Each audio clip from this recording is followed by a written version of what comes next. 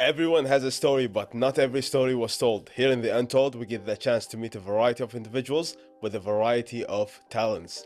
And I think for today guest, he has special ingredients.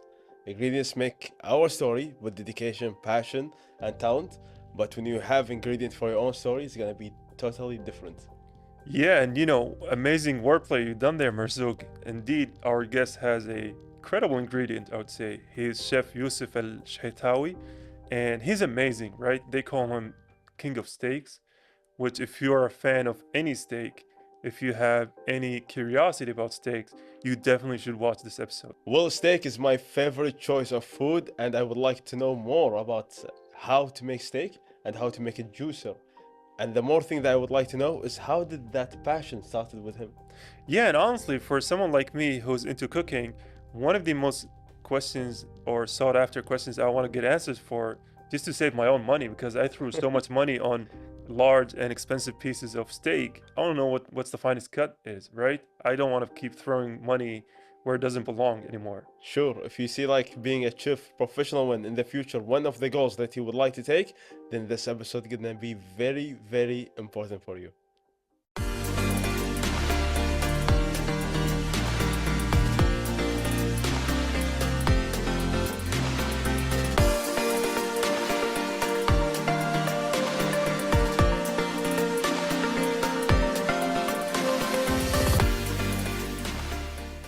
And we're back with Chef Yousef AlShehaitawi, who's going to be talking us all about culinary sciences. Yes. I wanted to use that word for so many years, Yeah. for so And long. now you got the chance. Now I finally got the chance. So, dear audiences, I know what culinary means. Yes. Okay. Yeah, good to know that. Yeah. So, So I think on the Untold, we always like to go to the beginning, right? Yes. Like, what drew you into cooking? well, it started with my mom when I was young. She used to keep me quiet by watching cooking channels with her. So she will give me like chores. Tell me what the chef is saying. She knows what the chef is saying. It's just to keep me busy Yeah. because I was a very active boy. So I saw her cooking, and I still remember the first dish we made together. It was mali.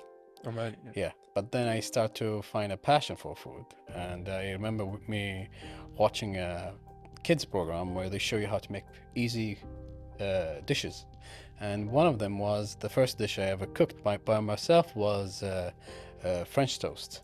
So French you have, toast? yeah, so you have cinnamon in it, you have sugar, you have powdered sugar on top, Okay. and everything. And you make like the whole bread. Yeah. Okay. So I made it in my home. I remember my Thea, at that time, and every time I cook a French toast or I smell French toast, I immediately remember. Like nostalgia. Yeah, exactly. It comes back immediately. I remember the old kitchen. I remember me trying it. Brings back memory. That's really awesome. Yeah. Usually, like cooking is associated with women in general, like in society, or maybe like in even like globally. Yes. So was that like the show with a kid? Like that's what inspired you to become like a chef in the future?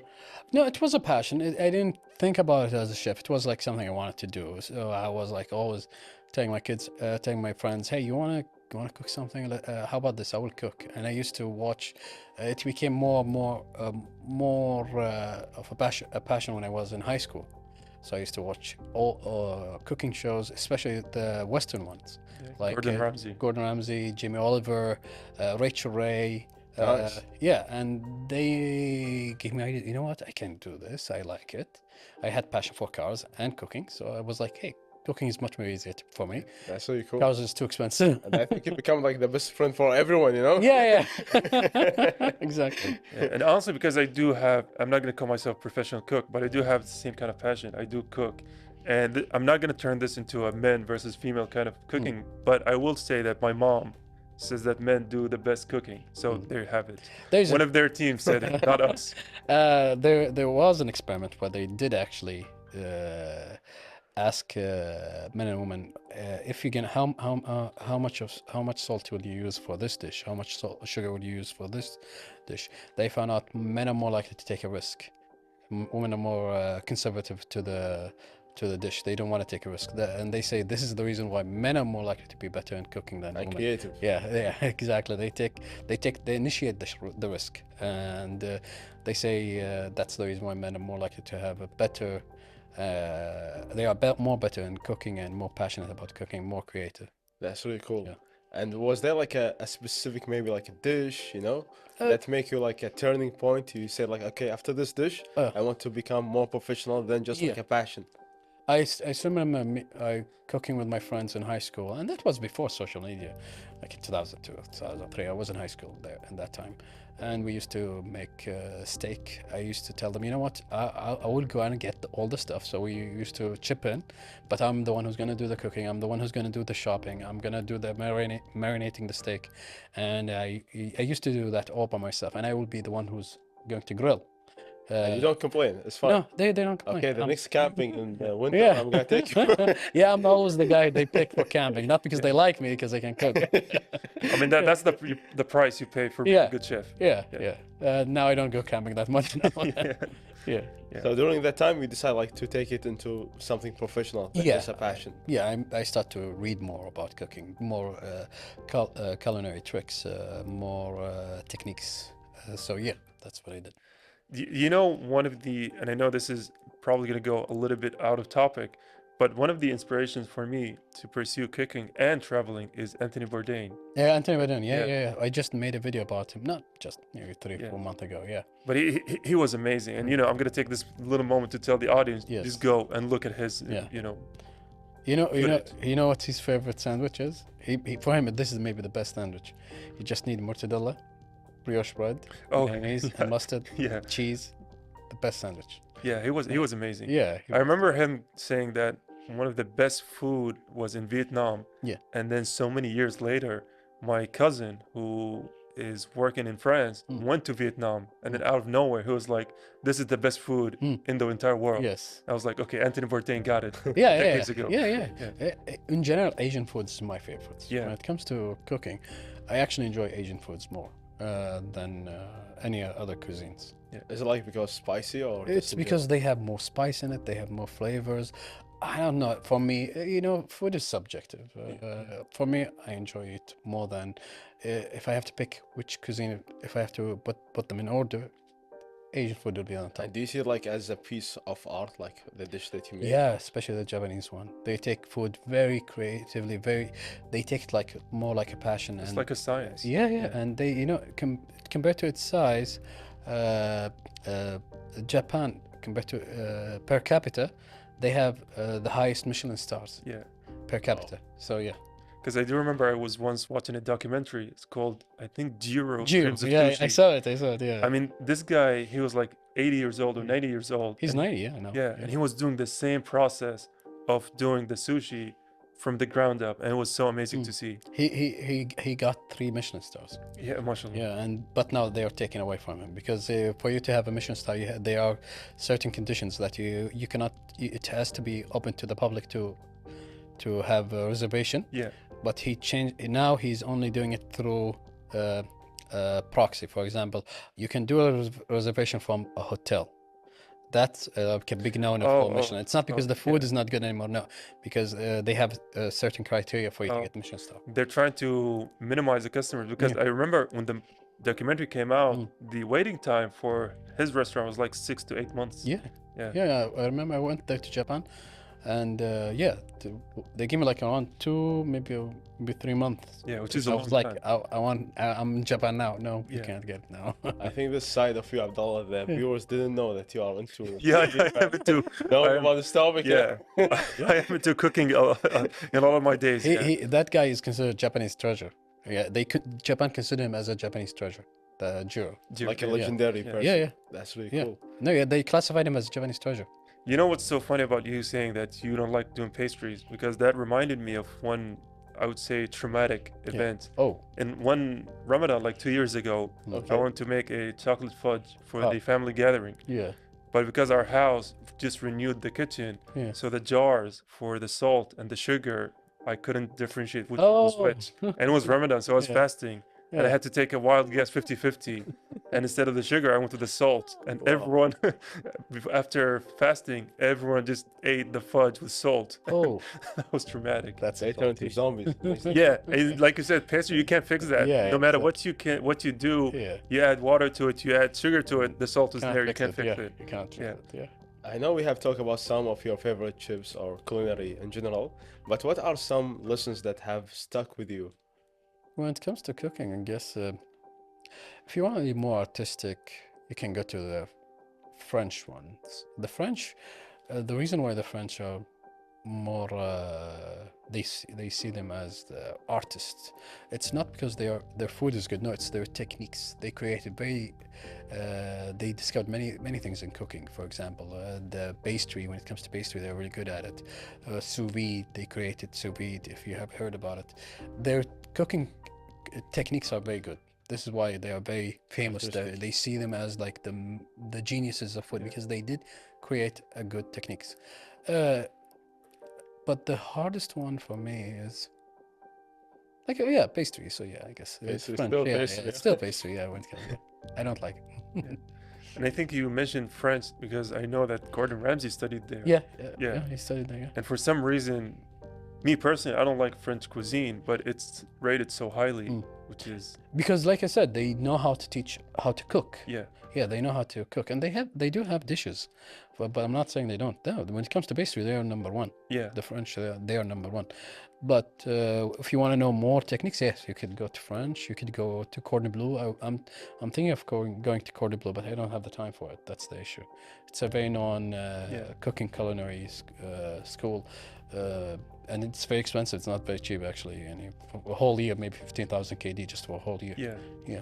That's really cool. Yeah, And a lot of people who are seeing us right now, especially those who followers of you like on Instagram, they are you are known for like being the chief daddy. Yes. But you also have another title, which is the king of steaks. Yes. Tell us more about this title. How did it come, and what does it mean for you? Oh well, I always liked to cook steak since I was in high school. I even started uploading cooking videos since 2009 on Facebook. On Facebook? Yeah, that's how old it is. But I didn't open a cooking account until in 2019. In the past, I used just to share food, share recipes, and that. And steaks have been the one I always go for to impress people. You know, people think steak is really hard. No, it's not hard to make a steak actually. But what I do is every time I have guests coming, for example, I usually bring influencers, I bring lawyers, I bring actors, artists, and I ask them, hey, you want to try good steak? I know how to make a good steak. And everyone comes to my house, they'll be like, this is the best steak we ever had. I'm like, yes, you know what? I'm known as I'm going to be the steak And do you guy. do like the salt move like this? Or- Yeah, it's for fun, maybe. Yeah. Actually, on Halloween, I did go at Salt Bay. Yeah, once. Yeah, I did. But yeah, in general, I like to cook steak because it's really good. It's meaty. It has a lot of flavor in it. It's easy to cook. You can impress people with it because people, like I said, they think it's really hard, and it's really actually very simple to make a steak. Yesterday I had a video we actually uploaded today where I show Gen Z how to make a steak. Like a 17-year-old, let me show you how to cook a steak, and it was really easy. It's easy to I cook. think I know what I'm gonna have for dinner tonight. You know? Steak from Chef Yousef specifically, not any steak. Yeah. Inshallah. Yeah. I do want to go into the myth about a lot of people have when it comes to cooking steak, but we're gonna go on a quick break and we'll continue all about that afterwards.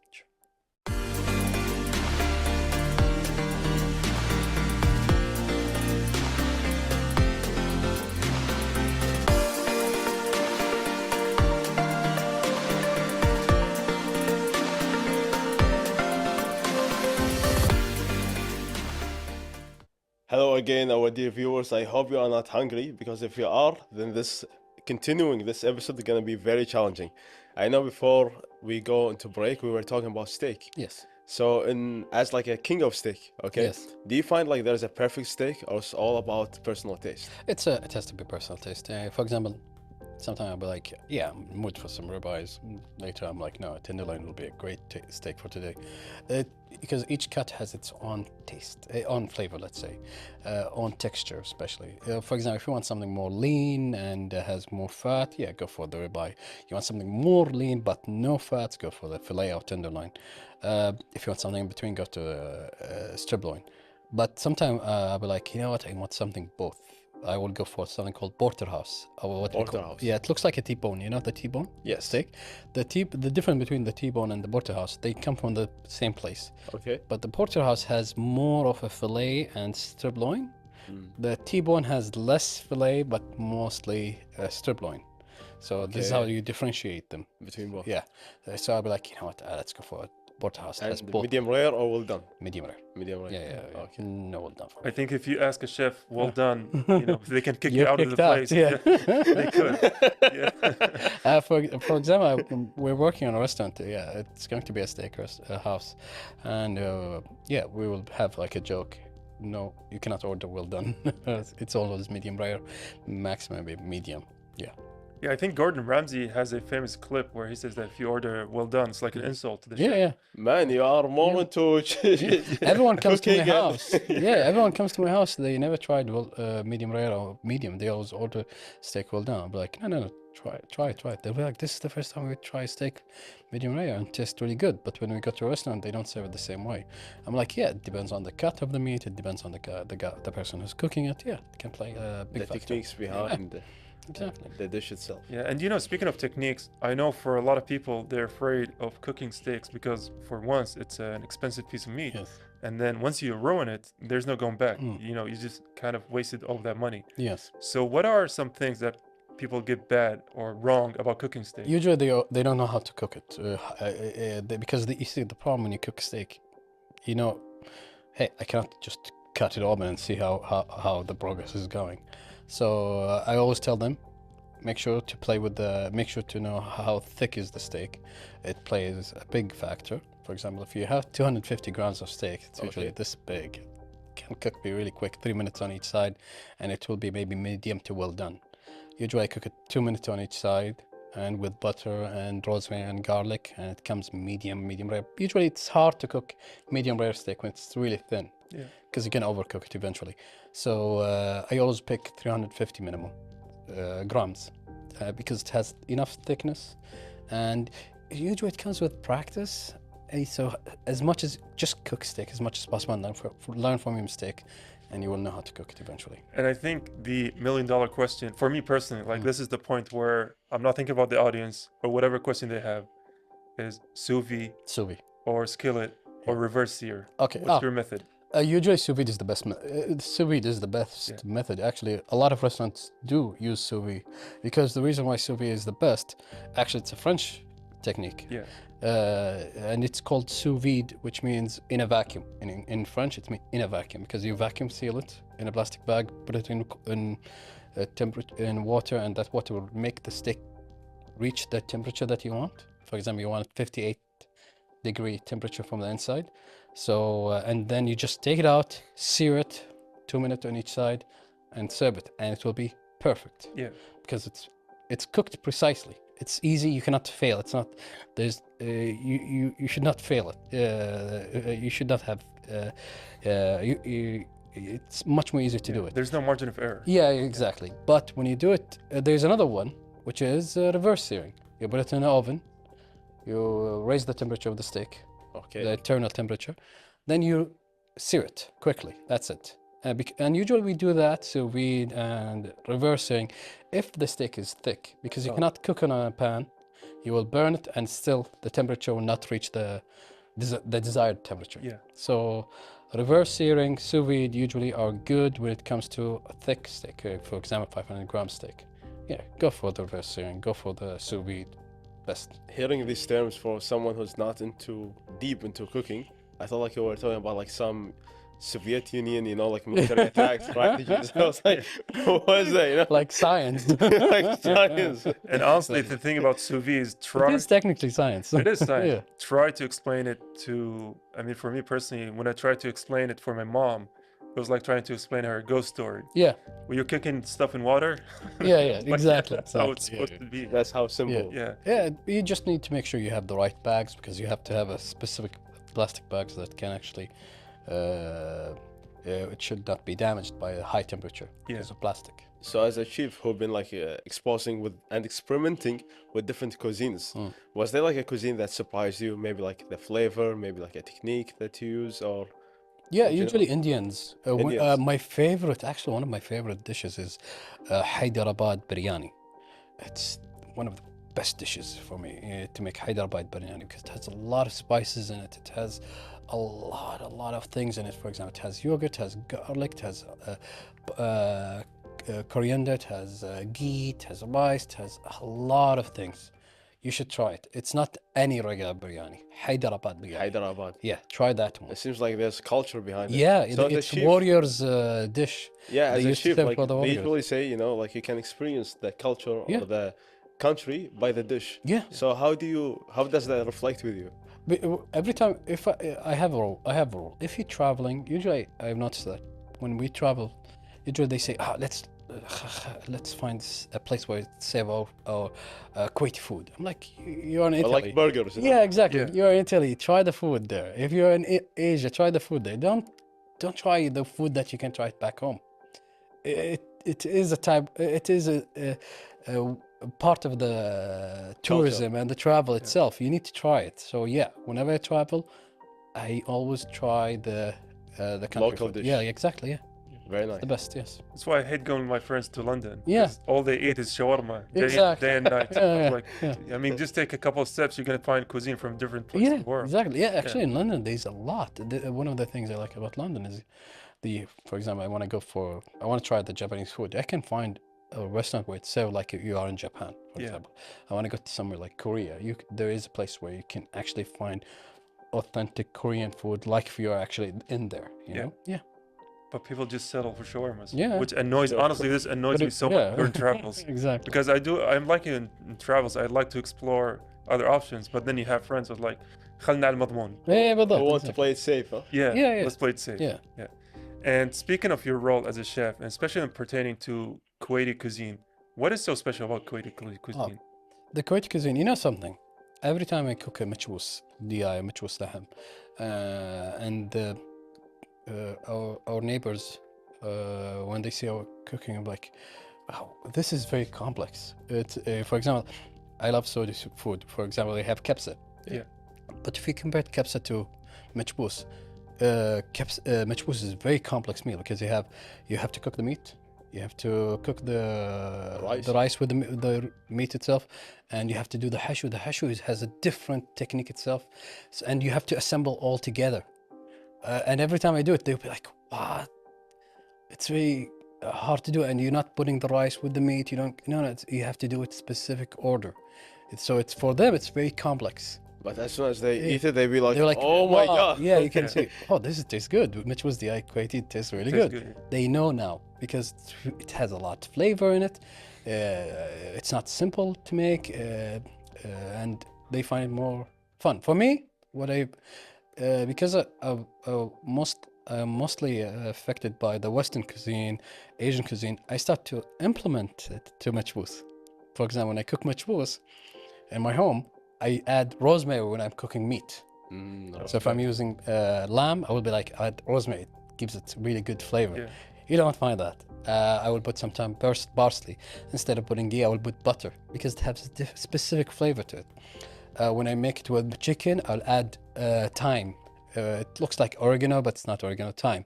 And it makes it more flavorful because the only thing that I think machbous is missing is the herbs. It doesn't have herbs in it. Yeah. So just add herbs, add baqtunis, add thyme. It makes it even smell good. You know? Like looks a better way. Yeah. And taste. Yeah. Ladies, I hope you are taking notes, because this episode not gonna be repeated again. I think And good luck finding it on YouTube, Yeah. I think when it comes to cooking and spices, like you said, I like to think of it like the Powerpuff Girls. When the dad is making the girls, you remember the large dish and he throws everything. Yes. Yeah, just throw all the spices. You can never go wrong. with Yeah, spices. exactly. Yeah. Talk about like spices and ingredients. If I put you in a kitchen Yeah. and you only have one limited or maybe like one ingredient, they're gonna be permanent with you. Just What it will one? be? Yes, Okay, it's not easy, but it has to be butter. butter. Yeah. Do you think sometimes people see it as like overrated? No, butter is like for us chefs we call it the treasure of the kitchen. The treasure of the kitchen. Yeah, yeah. I think it's one of- yeah. I think even Anthony Bourdain in his book, he said that if you ever doubt why a meal tastes so good, it's because the chef added more butter. Yes. I think next time I'm gonna call you like Chef Abdullah. Hopefully, Man, you're amazing me. hopefully one day. I got lost. I don't know who I'm interviewing today. And Yeah. speaking of your, I mean, you said butter is the thing you kind of can't live without. I mean, honestly, it tastes so good. Yeah, and smells good. Yeah. What is the ingredient or the seasoning that is overrated? Overrated. I think truffle oil. Truffle oil. Yeah, it's not even real. The truffle Yeah. oil is not real. It's made in labs, and usually, if you want to have some truffle, just add truffle. Yeah. And honestly, I have a theory, conspiracy theory, is that once people started calling it truffle instead of faggot, Mm. that's when it went downhill. So truffle is spaghetti? Yeah. It Okay. is, yeah, it is. Truffle is spaghetti. Interesting. But because the one in Europe, the expensive one in Europe, it has more flavor to it. Yeah. So usually people when they order like the meal and everything, they can see the final result. Yeah. It's like the artist when he drawing and Yeah. everything, Mm. they see the final result. But Yeah. there's of course a lot going on behind the scene. Yeah. So what are some things that people don't see It's the like, effort. in the process of the chef? It's the effort. The effort. Yeah, because when someone is cooking a meal, they usually give them show them appreciation because they did work really hard. This is why if you criticize your mother food, yeah, she'll be like, Or like your wife, you know? yeah, exactly. She'll be mad because you don't know what she did in the kitchen. Because people sometimes when it comes to food, there's a movie called The Menu. You should watch it. It's really good. It's about a chef. One of the idea behind it, it's the chefs are mad with food critic because the food is great, but they will critique it. Okay. And oh, the food is 90% is good, but there's one thing is missing, and they yeah. make a big deal about the one thing, and the chef will be like frustrated, because just ignore the 1% and concentrate the 99%. Is that the one where he turned into a serial killer? Yeah, yeah. Actually, yes, chefs. That's a good movie to watch, really. It is It's really a nice movie. and nice concept. It's a Every great character- message, though. the Yeah, movie every itself, character in the especially the movie. way it ends. But Yeah. But believe it or not, I just got the concept from you. You know, like I watched the movie, but I didn't know like it was Yeah, about this. every person he killed in the movie represent an actual critique in culinary. So if Chef Daddy asked you to join him like in Phallic Island to cook for you, Don't criticize chefs. Actually, I found out. Yeah, I was like, why do I get mad? Because, yes, you find out after you cook. Yeah, you don't like critique. Yeah, honestly, this was amazing. I know Mm. Marzouk has made plenty of comments of me taking this episode to make it a personal, journey. Yeah. So I do want to thank you for having the tolerance. You're welcome. Thank you. and for showing us like also another talent that I didn't know about existing with us here. Yeah, Thank yeah, this guy. Yeah.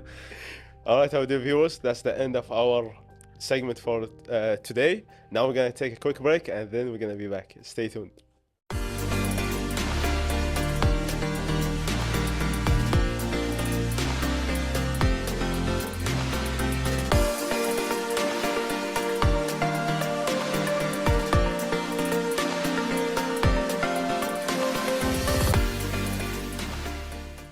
Unfortunately, that was all of the time we've had on The Untold, but that was an incredible episode. For me personally, I used it as my own kind of interview platform. Man, I can tell, like I got lost. Like I don't know who I'm gonna interview, like Abdullah or like Chef Yousef, because you also Yeah. seemed you have some potentials or maybe like hidden talent that we didn't know about. Yeah.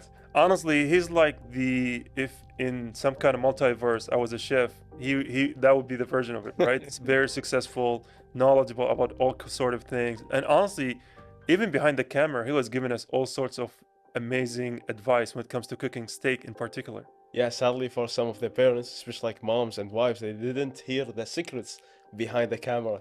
Yeah, which is tough love. Tough love. Yeah. I think that's the most unanimous agreed upon ingredient where all households know. And the next time I think we should host you here. Like if there's no guests that show up for a chief episode, then Abdullah gonna be the replacement. Yeah, and honestly, I would take that invitation any day of the week. But I would say on the caveat that he said any customer that asks for a well done steak would get asked to leave as a joke. But it wouldn't be a joke for me. Any customer says, give me a well done steak, I'll just give him the door. Give him the door. And I think talking about steak, maybe it should time like to leave. And how about we have steak tonight? Yeah, honestly, let's wrap this episode up and just go and hit any steak diner close by. Because I'm feeling hungry. Yeah. See you later.